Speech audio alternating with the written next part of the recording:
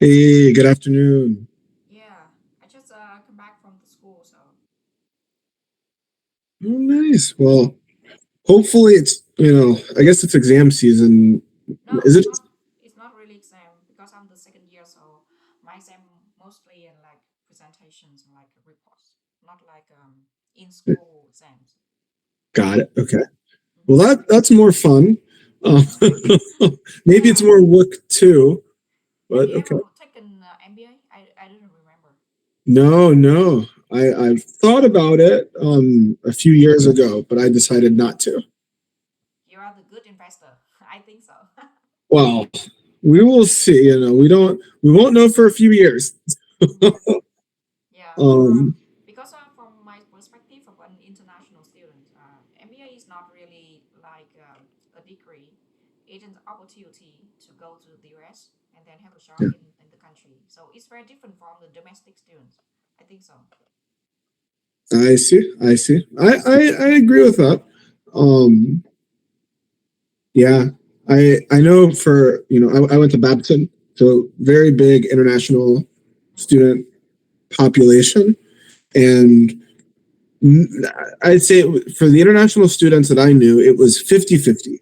There mm, were 50% that wanted to come here, establish themselves, mm-hmm. um, and then there was the other 50% that said, "I'm going home and I'm going to run the family business." Um, Oh, so you know 100% of your friends are kind of rich person. It's not my case. Yeah. a lot of my well, so out of almost all of my friends in from Babson that were international, Um. Mm. many of them were on the wealthier side. But Yeah, because the they thing is, want to be entrepreneurs so that they are rich. I think so. well, but I did not. Thing is, I was poor, so I did not know they were rich until much later when I went to visit, and then I find out, oh my gosh, yeah, because Yeah. I could not afford to go out with anybody. So I stayed on campus. I didn't go to the bar. I didn't go to clubs. I couldn't afford it. Are you American? Yes, yes, yes. Because I didn't go to bar as well. I don't like wine and alcohol drinking, but it is a part of American culture, right? To make networking. So I feel That I feel isolated here, but I don't think an American can feel the same. I mean, yeah, I don't really even now I don't I so even now for my networking, for the other investors, like the younger investors, I go to brunch. I don't I mean at conferences I will do like the happy hours and go to the bar, but that's 3 or 4 times a year. Most of the time it's like, hey guys, who's around Saturday morning for brunch? Right? And that way I don't have to drink. Mm, So okay. strategic, very strategic in how I'm networking. Mm, yeah, that's great. So, but nice to have a conversation with you today, and thank you for spending time with me. Yeah, of course. Yeah, I think because it's I'm nearly end this semester, half of my second year. I think I should have a conversation with you about my performance. I want everything to be transparent and supportive. Because it's your time and my time as well, and I know that you have a expectation for me, and I have expectation for this position as well. So we can make a conversation and then discuss what will be in the next year. Of course, of course. So I mean, I think I told everybody, like, maybe on the first day, Mm-hmm. my goal is that once you leave us, Mm-hmm. you can go do this, right? And I know you already have a job, right? But in my mind, um, right, these early jobs, even after your MBA, are still stepping stones to what you ultimately want to do, right? Um, and so I feel an urgency to have you be able to be in a position where if let's say I die, you could come do my job right now. I don't want to die.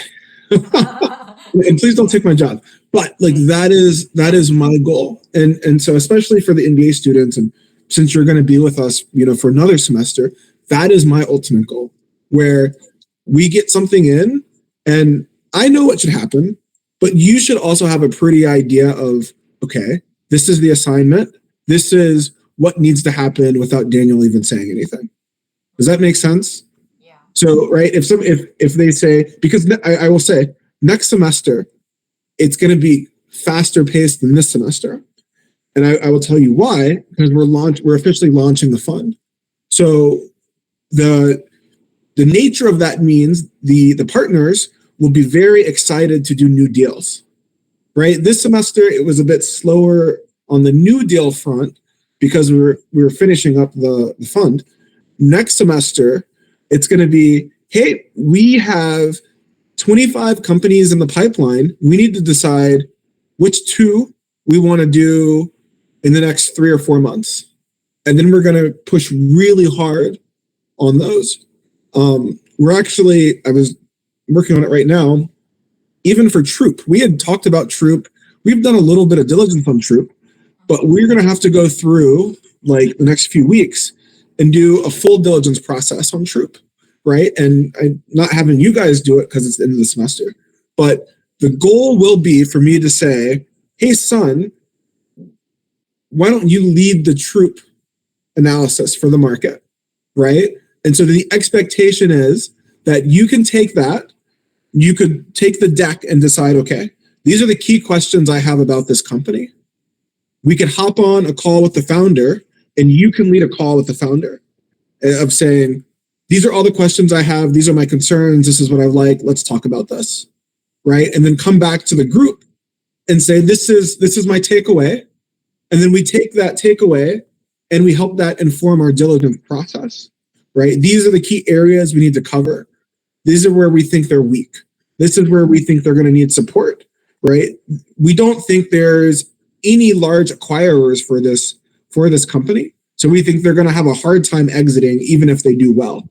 Or like I just told David in an email, I'm like, hey, this company we're investing in, Troop, like we still haven't talked about the competition in detail, but there are some huge companies doing exactly what you want Troop to do, right? We need to discuss this, and this is what I found in my market analysis that I think is important for you. So that is my goal for you and Samuel, if Samuel's back next semester, depending on what's going on. But that's my goal, and I can tell you now, it's going to be a bit hectic. It's going to be fast paced because the nature of a fund is we're making, this, we're making 15 to 20 investments, but that's going to happen over, let's say, a 3-year period. What that means is 5 deals a year, roughly, right? That's almost a little bit more than one a quarter. So the partners are almost competing with each other to have their deal be the deal that we do this quarter, Yeah. right? And so they won't say it out loud, and they work good together. But I know they're going to be pushing for so that we end up having the best deal come through. Yeah. So, go ahead. No, it's okay. So actually, and the first thing I feel exactly what you said, because I mean, like, you always try to provide us with the VC knowledge, and I feel like when I work with you, I feel like, oh, you really want us to gain knowledge, gain experience from this internship. I can feel that, and you try hard to do so, and trying to make a conversation is very transparently. So that's why I that's why I really appreciate it. And also thank you for sharing about your plan, and it's a very helpful for me as an intern, because when I applied for this position, I want to gain from that position, and I really want to involve in the real investment process. That's Yeah. what I appreciate, and it's aligned with my goal as well. So one thing I want to share, like maybe I want to share the my file about what I have done so far, so that we can look in it and then like discuss about it. Um, Yeah. this is what I have done, and I listed the the assignments, and as well as the templates and status. think all of us is kind of completed, in my opinion. And I have not get all of the feedback from you for every shop, but for every task, but for like after I think it That's fair. ended, yeah, with a good like result. So so look at through all of the tasks. I think like what I feel like and what I expect for the next semester is that I want to do something more deeper. Hmm. Yeah, you can see like for the what I have done so far, it's I don't say like it's not deep, but it's not deep enough. Because what I expect from this position is like I can involve in the real investment process, and maybe in the Yeah, next year, yeah, next year could be a perfect time because you guys have a new fund and you will make a new deals. So based on that, that is my perspective. And also I want to get your feedback about what I have done so far, so so that you can give me some feedback and advice for the next semester. Yeah. of course, of course. Can you click into the deal screening tab? Um, yes, let's talk about those. Oh, you do not have access. No big deal. Um, No big. We are using different account. So don't worry. ah, okay. Okay.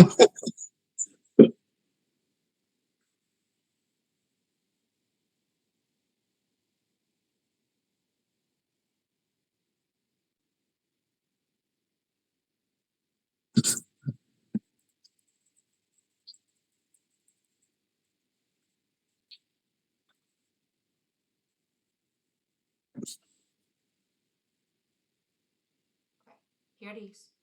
Okay. If can you switch your screen from the to do? Ah, awesome, awesome.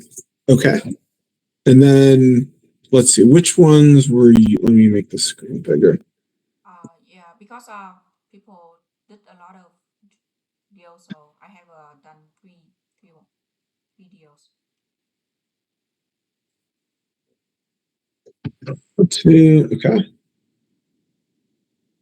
Yeah, ID is green, so you see here. Okay. And we start out to early no revenue. We forgot. Okay. So all of yours were early. Mm-hmm. So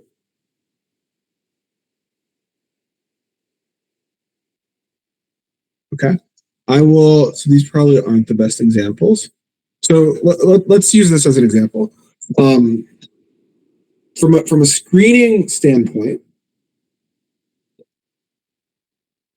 what I need from you is I need what do we call it? Strong opinions, loosely held.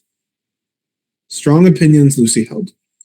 So, so when I say this, what I mean is, uh, as an investor, when you bring a deal to the table, or when you say a deal is not good, um, I need you to feel very strongly about the assessment that you've made. So, what we learn in consulting or sometimes in banking or like Fortune 500 companies is I do my analysis and then I say, okay, these are the pros, these are the cons. Somebody else make a decision. Come next semester, my expectation will be that you can move through these fairly quickly, almost like Giancarlo did, where he was just sort of one after the other. And there's going to be a handful that you're going to recommend we should schedule a meeting with, right? I need you to be ready to almost fight for your life to make sure we schedule meetings with those companies. I need you to know enough about them that if I give pushback or if Toby gives pushback, well, I don't know about this market, that you can push back with data or with some sort of insight outside of, well, it looked interesting. Right. So I think my expectation for you will be like running through these types of opportunities should be fairly quick.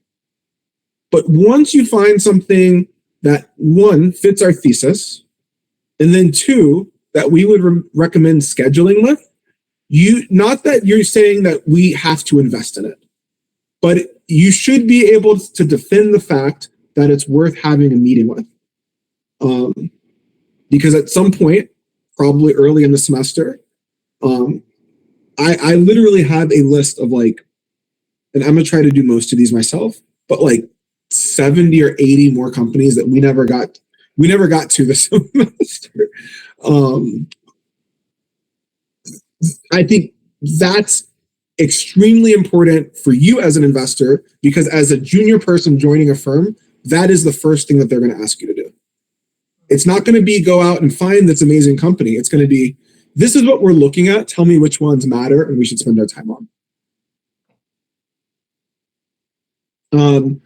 Now, you didn't do a ton of these, so I don't have a lot to sort of critique on here. But I think my basic expectation in the future will be maybe a more nuanced take. So if it's something that's interesting, the why behind the pros, like what the pros are, it should be more than what is obvious.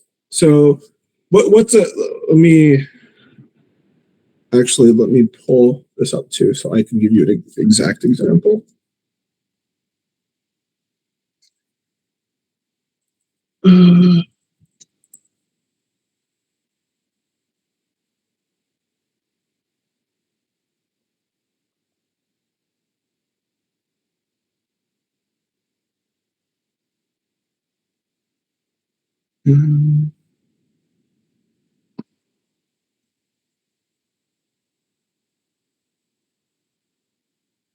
Okay, I'm gonna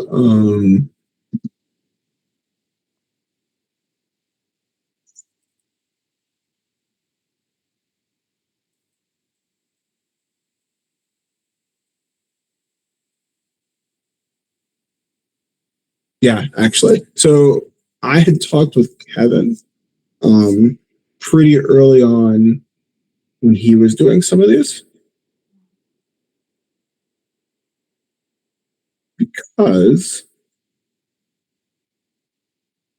okay, like, so where am I? I'm looking at row 7, or I'll just actually let me share my screen with you.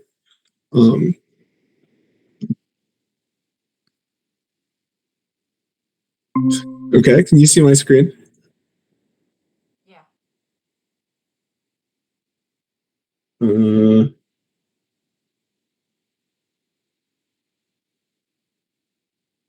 Okay, so I think this is some of Kevin's feedback.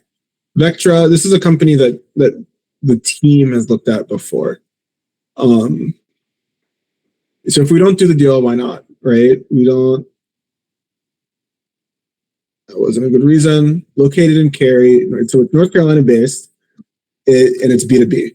These are not pros.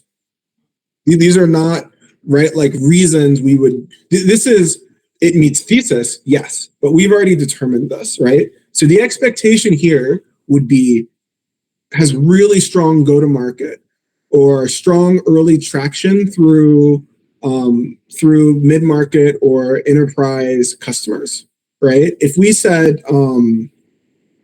they got to $1 million in 6 months, it's $1 million ARR in 6 months. That's strong traction. If we said they've converted 2 pilot customers into real customers, that's what we would consider a pro here.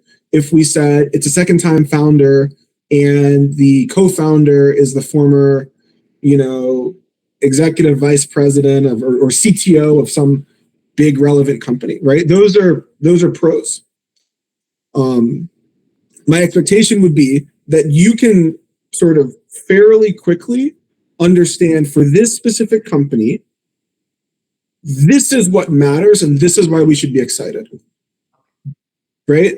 B2B, like, great that it's B2B, because that's what we focus on. But that's not why we're going to make an investment in this company, right? When I can't go to Toby and be like, we love this because it's B2B. Like everything we look at is B2B. Same thing with the cons, right? Like, so no unit economic breakdown. So like that's fine because it's not there, but that's not a reason we shouldn't meet with the company or we should not invest in them, right? If they don't have a unit economic breakdown, I can email them and find that out. So what are other reasons why I may not choose to invest in this company?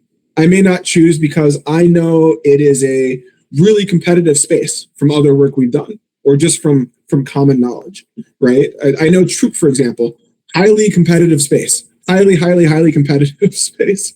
I know that maybe I looked at the founder's LinkedIn and some things don't look so great in their background, right? Maybe there were large swaths of time when they were unemployed, or maybe they've overstated roles they've had at previous companies. We've had that a few times as well. Maybe I've looked at the company and realized that what's an example? They have a different go-to-market motion on their website than they have in their deck, or we don't like their pricing. Maybe they're pricing at $99 a month, which is like fine for the business, but that's not a great business model that you're if you're going to try to sell B2B and go mid-market or enterprise, right? And this is just one example. I'm using this one because I went through this with Kevin earlier, so I was thinking about it. But I think the key is these points that you tease out here in the pros and cons. This is stuff that eventually will get put into the memo when we have to make an argument, should we make an investment in this or not? And then the questions that we put to the side, which actually I think that the team did fairly well in sort of choosing what questions to ask. I'd say overall, like these are a better set of questions than some of the others that we've, some other cohorts, like in terms of like what's defensible, what do you consider a beta customer? Like those are things that when you go and lead a call with a company, you will be asking. And so it'll make your life easier because you don't have to come up with stuff on the spot. You can say, actually, there's a few things I'd like to focus on during this conversation, right? Now, key to this will be, I'm hoping you will be available for calls with companies in the spring, because that's a big part of building your network. It's a big part of learning about these spaces. I used to get a lot of slack from my old team where I come from because I met with every company that reached out. And they said, Daniel, you're wasting your time. We're not going to invest in most of these, which is true. We're not going to invest in most of these. But because I'm a generalist, anytime I talk to a company, I'm speaking to an expert in their space. And so it's really important that if I want to become a good investor in, in real estate tech or in restaurant tech, that I'm speaking to a lot of these companies so that I get a good understanding of what a good company in this space is, what a bad company in this space is. I get a good understanding of what is the normal go-to-market and what's differentiated, right? Or how do we think about churn in this space? Or how do we think about the defensibility of certain technologies? In healthcare, this is like a really common thing we get from like first-time entrepreneurs. Everybody says that Epic, the Epic software company, is going to be one of their acquirers. I don't know if do you know what Epic is? I should ask. Games, right? No. Epic healthcare. So it is Epic. This may be actually, it's worth like looking up later. Maybe one of the best software companies in the history of like America, but it's under the radar. Epic is the health records software used by like half of American hospitals. So if you go to the hospital, there's like 50% chance you're using they're using Epic to keep all of your data. And so these companies will come to us and they say, hey, we're a health tech company. One of our potential acquirers we think is going to be Epic. As soon as I hear that, I know that you have no idea what you're talking about, because Epic is notorious for building their own technology. They will never, ever, ever, ever make an acquisition. They've stated it. Their founder is like, she's never going public. She's never selling the company, and she's never making an acquisition. If they think you are interesting, they're going to learn as much as they can about you and try to copy you. And then what they're going to do is they're going to go to all of their hospitals and say, hey, don't buy Sun's product. We'll make that for you in like 12 to 18 months. And everybody says, yeah, because it's going to be free. They'll just roll it into the product. So my point being, you only start to find this out by talking to the entrepreneurs. The other thing it does, it makes you really comfortable teasing out key pieces of information about each of these companies. So stuff that maybe isn't in the deck that you wouldn't be able to find online, oftentimes you can get during conversations with them. One example would be, this is something Toby is notorious for asking. So what are your plans for this business? What do you want to do with it? And what he's really asking is, how ambitious are you? How big do you want to make this? Oftentimes what the response will be is, we want to build this company up and we want to sell it in 2 years. What they don't know is they've immediately lost the pitch. No way we make that investment. And you can tell by Toby's reaction, it's like, well, this is a waste of time now. But it's good that he asks that, because we get to that 15 minutes into the call rather than 3 calls down the road, when we find out in 2 or 3 weeks, we've just wasted all this time, right? They're not ambitious enough. They don't understand how things work, right? If they say, well, we really want to reach $5 million in revenue and sell the business, that's important for us to know, because while that may make them a rich person, right? Selling the business for 5 times, let's say a 5x revenue multiple, they'll sell the business for $25 million. We can't justify making that investment because there's no way it ever makes us $50 million back, right? But you got to get the reps in, and then at some point you've got it down pat, and you don't really need any more practice, and you can just do it naturally without thinking. So ideally, we'd get you more of those reps and have you joining those calls, whether it's with me or Toby. Actually, like we have one. I know you tend to be busy during the weekdays, but we have one next week or this week on Thursday. Tomorrow at 1. I don't know if you're available tomorrow at 1. If you're not, it's okay. But they're picking. Volunteer event in our school. It's okay. It's okay. Well, I need to get you on like more of these, and there's going to be a lot in sort of late January, February, March. And so eventually, like you could just lead those on your own. Okay. So that's, but so as we think about screening, that is my goal, that you don't need to be on a call with me, that you don't need to be on a call with the team, that you are comfortable enough and confident enough in your own abilities that you could take those on your own.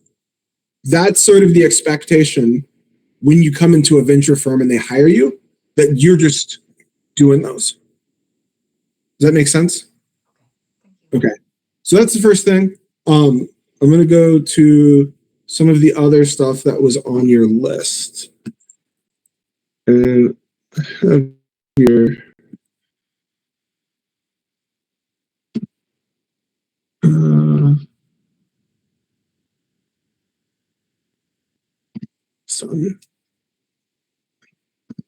Here you go.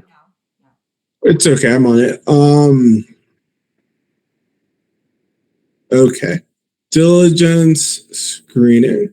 So, I mean, market analysis, diligence. We could sort of wrap these all into one. So, let me. Actually, I was playing with the Troop one today. For PromptWorks, Stello, and Franzi, you worked with other people on those, correct? I do it. I did myself. Ah, you did all three yourself? Yeah. Okay. So I'm going to pull up PromptWork. Yeah. I have one reminder that I have another call at about 15 minutes next. So can we wrap up the meeting before that? Understood. 15. Yeah. Yeah. I'll be quick. Okay.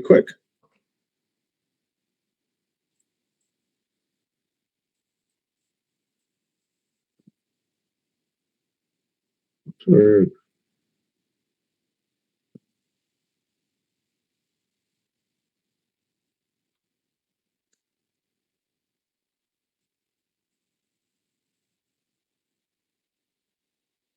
Okay.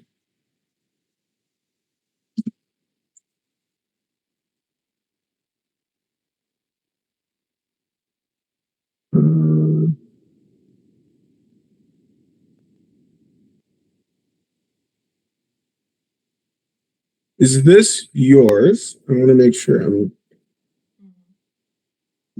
getting the right exits. And then these were yours as well? In on the sheet that have a green color. Ah, your green ones. Okay. That's what I wanted to make sure. So market sizing. Yeah. Okay.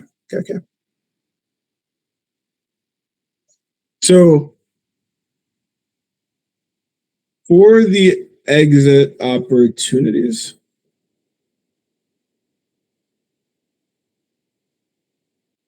I think my basic thought is, right, like these are hard to come by. These tend to be pretty hard to come by. So I focus less on these, but more on who the acquirer is, and I guess what sort of actions they're taking, and sort of how you bucket the different acquirers, right? So you note health service companies and revenue cycle management companies, right? So I think InThrive and R1 are certainly groups that check the boxes. They are spot on, should be on the list. I think my feedback to you would be there's probably 10 other groups similar to them that should also be on the list. And I will.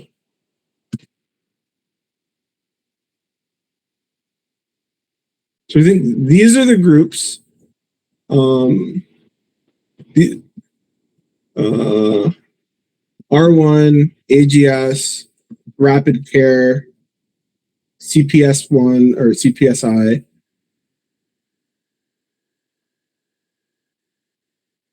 What I'm what I guess the key thing on the for acquisitions is the larger the list, the better.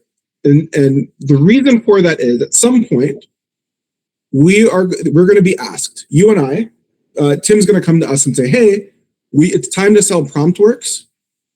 Who should we sell literally, who should we sell the business to? Who should we go talk to? And it's in our interest to already have as broad of a set of potential acquirers as possible. Now, the most obvious group may very well be R1 or AGS or whomever, but what tends to happen is they are only the obvious group if things are going very well. There's also a world where PromptWorks does not work. they do very shitty. And then we need to still find an acquirer for them, and we need to find smaller players, which some of these other groups sort of fall into. I think IMED's pretty small, and same with EdMed. But these groups, I would say, are sort of like scavengers. If the company only gets to $1 or $2 million or $3 million in revenue, these are more likely the buyers than someone like R1, who would expect you to have significantly more revenue and traction. That's the only thing I mentioned for exits, right? So pushing a bit deeper. And then on market size, make sure.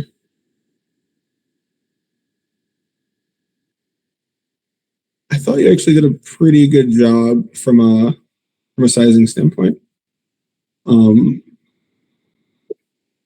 on this one. So maybe let me go back and I can give specific thoughts on Stello, Frenzy. I will send those by email. Troop, I'm doing updated diligence on them. So at some point, I will just ask you to compare what you did for Troop with what I ended up doing for Troop, and we can just compare apples to apples. Does that make sense? Yeah. Okay. Benchmarking data for compensation, I think you did really well. I still need to go in. It's not at the top of my list at the moment, but I still need to go in and add the parts that I need to add. So I don't have specific items on a feedback for you there yet. But I'd say generally you've done well this semester, right? I think you've shown that you have the interest and that you have the intellect to do the job, right? I think as we move into the spring, it'll just be important for you to move from, okay, I'm a beginner, I'm learning, to like I need your mindset to be, I'm a badass, nothing gets in my way, I know how to do this, I'm gonna go kill it. Yeah. Right? And when I come with an idea, it's like it's well thought out and I believe in it and I'm gonna defend it. Right now, if I give you data that's like, oh, this is actually terrible because, then it's okay to change your mind. It's okay, right? But when you bring something to the table, right, going forward, it is, I did a damn good job. I've done the best out of everybody here. Look at what I've done. Look at how great this is. That should be your mindset. And never should you show up and feel like, I'm not sure if I did this that well, right? If you weren't sure, you got to get ahead of it by asking questions, jump on a call, right? Whatever it is, such that when you show up and it's game time, like you're set, you're ready. Does that make sense? Yeah. Um, I understand. Like in the next matter, I mean, like I'm still an intern, but what I like work in this position is not really an intern. As I have to take responsibility for what I have done when I make recommendation, when I make analysis, and I must be the person who can stand up and protect what I present, right? yes.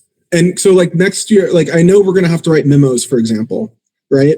And I tend to write a lot of the memos. But happy to have you jump on one of the investment memos with me, right? I know we're gonna have to model some companies. I don't know how comfortable you are in Excel, right? But that's sort of the next, right? It's like, now that we have this data that says that this company is great, okay, let's look at some assumptions and figure out how much money the company really needs over the next 12 to 18 months and how big they can really get, right? It's like, it's a natural sort of evolution or next step. So yeah, happy to start locking you into those. They're a bit more technical or a bit more like specific.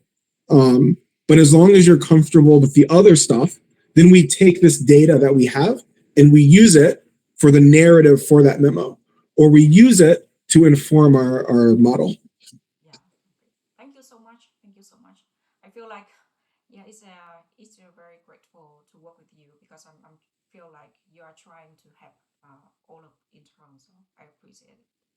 Yeah, no, we're just hoping you come over to the investment side with us. So, Yeah, it's challenging for me, but I think come back to our first conversation during the interview. I think what you have said is actually what I want to get. Nice, nice. Well, look, I'll let you go to your other call. I think I told Giancarlo if people are interested, we'll have one more meeting next week, and then that'll be it for the semester. While you were on break, you were on break. I don't expect anything from you. I may have a question here or there if I'm looking through something and I just need an explanation. But like it's your last freedom before you graduate and you're back in the real world. So Yeah. take advantage of it. Yeah. Okay. Thank you so much. Thank you so much for your time and your help so far. I really appreciate it. Of course. Thank you. Yeah. Have a good day. Bye. Bye.